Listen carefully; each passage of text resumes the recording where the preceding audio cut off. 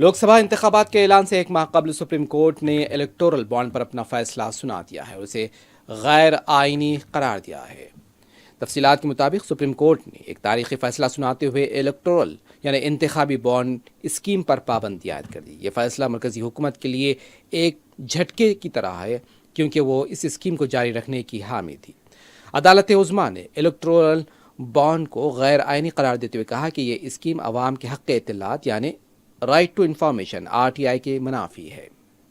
Chief justice DY Chandrachud की सरबराही वाली bench ने फैसला सुनाते हुए इलेक्शन कमीशन को हिदायत की है कि वो इलेक्टोरल बॉन्ड के हवाले से 2019 से अब तक की तफसीलात तलब करें और वहीं बॉन्ड जारी करने वाले इदारे SBI को ये मालूमात फराहम करना होंगी कि अप्रैल 2019 से लेकर अब तक कितने लोगों ने कितने रुपए के इलेक्टोरल बॉन्ड्स खरीदे हैं। SBI 3 हफ्तों में ये मालूमात फराहम करेगा और इसके बाद इलेक्शन कमीशन ये मालूमात आवाम तक पहुंचाएगा।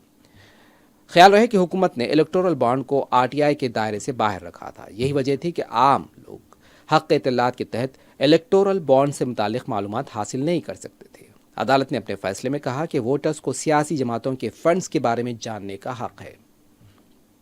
इलेक्शन कमीशन को इंतखाबी बॉन्ड से मुतालिक मालूमात अपनी वेबसाइट पर भी फराहम करनी होगी और हुकूमत की दलील थी कि इंतखाबी बॉन्ड्स के जरिए काले धन और सियासी फंडिंग में बेज़ाब्तगियों को रोका जाएगा, जबकि अदालत ने कहा कि काले धन को रोकने के और भी तरीके हैं। अब जबकि सुप्रीम कोर्ट ने इलेक्टोरल बॉन्ड स्कीम को गैर आईनी करार दे दिया है और इसका फैसला सुना दिया, तो नतीजे अब बैंक इलेक्टोरल बॉन्ड्स फरोख्त या जमा नहीं कर सकेंगे। अगर कोई शख्स किसी सियासी जमात को चंदा देना चाहता है तो उसे ये काम अपने बैंक खाते के जरिए करना होगा। SBI को सियासी जमातों के जरिए कैश किए गए इलेक्टोरल बॉन्ड्स की तफसीलात जमा करानी होंगी और इलेक्टोरल बॉन्ड्स की रकम जो कैश नहीं की गई है उसे खरीदार के अकाउंट में वापस करना होगा। इलेक्टोरल बॉन्ड जमा करवाने के सिलसिले में मुल्क भर में SBI के मजाज जुमला 29 शाखें हैं जहां पर कोई भी इस तरह के बॉन्ड को खरीद सकता है और सियासी जमातों को अतियात फराहम कर सकता है। ताहम अदालत ने इसे जारी करने वाले बैंक यानी SBI को हिदायत की है कि वो इलेक्टोरल बॉन्ड को जारी करने का सिलसिला बंद कर दे और इससे सियासी जमातों की मुश्किलात बढ़ने वाली हैं क्योंकि आम इंतखाबात करीब हैं। पार्टियों के इंतखाबी चंदे की सबसे ज़्यादा ज़रूरत है। जजमेंट आया डॉक्टर जया ठाकुर की पिटीशन पे, एक हिस्टोरिकल वर्डिक्ट है और इलेक्टोरल बॉन्ड की स्कीम को सेटिसाइड किया है। जो तीनों के तीनों अमेंडमेंट थे, फाइनेंस एक्ट का, कंपनी एक्ट का, पीपल रिप्रेजेंटेशन एक्ट की जो अमेंडमेंट थे उनको अनकॉन्स्टिट्यूशनल माना है और ये माना है कि जनता का जो राइट टू नो का अधिकार है उसको सुरक्षित रखना जरूरी है डेमोक्रेसी के लिए, क्योंकि इस तरीके की जो स्कीम थी ये थ्रेट थी डेमोक्रेसी के लिए।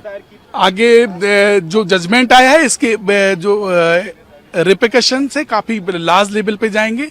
जो जिस तरीके की वर्डिक्ट आई है, जिस तरीके का डिस्क्लोजर के लिए डायरेक्शन दिया है SBI को, खासतौर से 2019 और 2024 के बीच में जो भी इलेक्टोरल बॉन्ड के माध्यम से परचेजिंग हुई है उस परचेजिंग को इलेक्शन कमीशन के सामने डिस्क्लोज करने के लिए डायरेक्शन दिया है और इलेक्शन कमीशन को भी डायरेक्शन दिया है कि वो सारी इंफॉर्मेशन अपनी वेबसाइट पे विद इन अ वीक आप पब्लिश करेंगे।